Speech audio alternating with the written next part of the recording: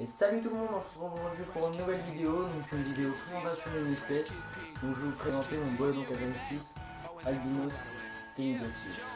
Donc je vous préviens, donc c'est pas la forme naturelle que j'ai, c'est un albinos. Allez, je vous montre. Donc voilà, on se retrouve avec mon Boa capensis, donc une petite couleuvre africaine.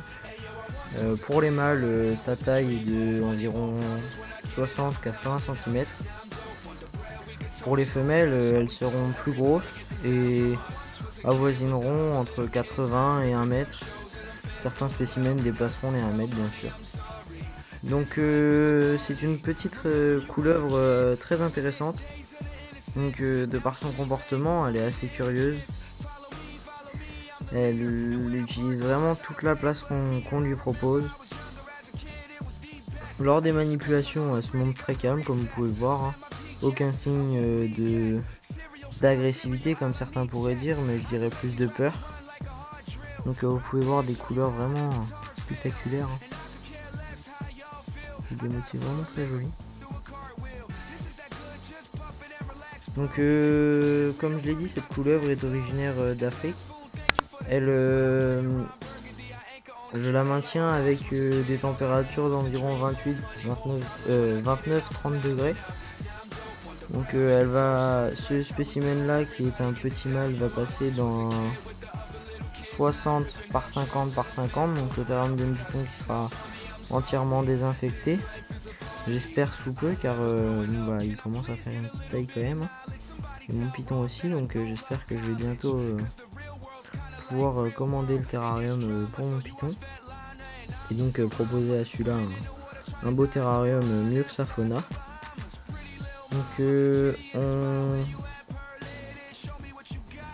on peut constater vraiment une grosse mobilité, même dans la journée, ça peut lui arriver de sortir, hein.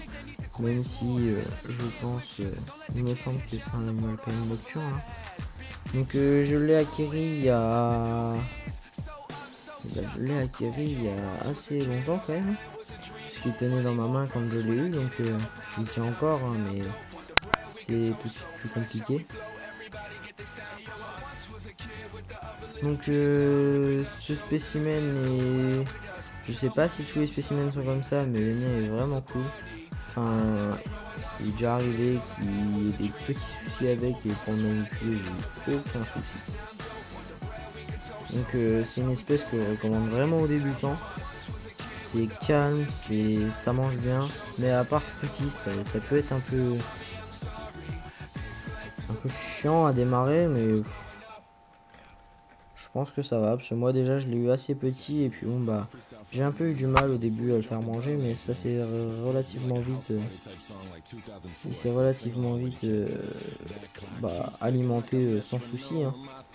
Donc une espèce que je recommande aux débutants, surtout des débutants qui n'ont pas énormément de place à offrir. Il faut savoir qu'une Panthérophile status est quand même beaucoup plus grande qu'un boédon, hein. C'est pas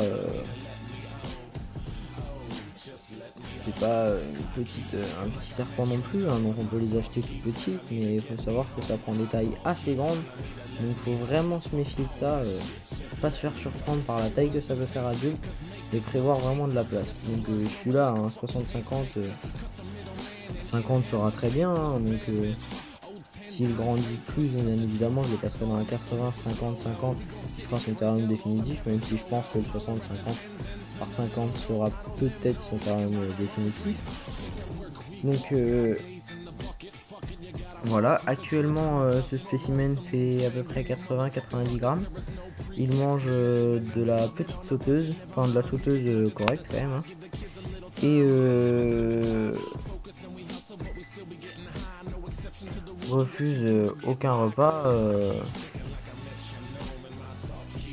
Il ne se fait pas prier pour manger.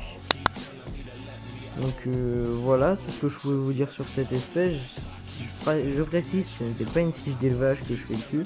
Je vous présente cette espèce comme moi je l'aperçois. Et c'est tout. Après, il y a différentes écoles. Il y a des personnes qui penseront pas comme moi, qui diront peut-être que c'est pas une espèce pour les débutants. Je sais pas pourquoi, mais voilà. Sachant que moi je pars du principe que toutes les espèces peuvent être pour les débutants dans la limite du raisonnable bien sûr, mais Voilà, parce que je pense que du moment qu'on est bien renseigné, on peut débuter avec à peu près n'importe quelle espèce. Donc il y a, par exemple, je vois beaucoup sur les groupes Facebook des personnes qui demandent est-ce que je peux débuter avec un Morelia viridis.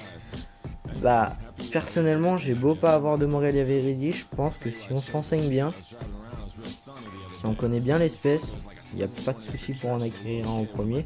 On conseille bien des boa constrictors qui font des tailles assez grosses quand même à des débutants, donc pourquoi pas conseiller du Morelia viridis, hein. C'est des choses qui sont sujets dans la terrariophilie et qui posent parfois des débats, mais bon, je trouve pas que ce soit vraiment des débats importants, puisque tant que on maîtrise le sujet de l'espèce, et il n'y a pas de souci pour moi à avoir cette espèce. Donc voilà, on va se quitter avec mon petit Boédon Capensis. Donc si vous voulez voir mes prochaines vidéos, abonnez-vous. Lâchez un petit commentaire, ça fait toujours plaisir. Et si vous avez vraiment pas le temps de lâcher un petit commentaire, lâchez un petit like, ça fait aussi plaisir.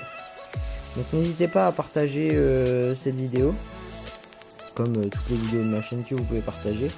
Et venez nous rejoindre sur ma page Quick Reptile sur Facebook. Allez, je vous laisse avec Pumba. Allez, ciao ciao.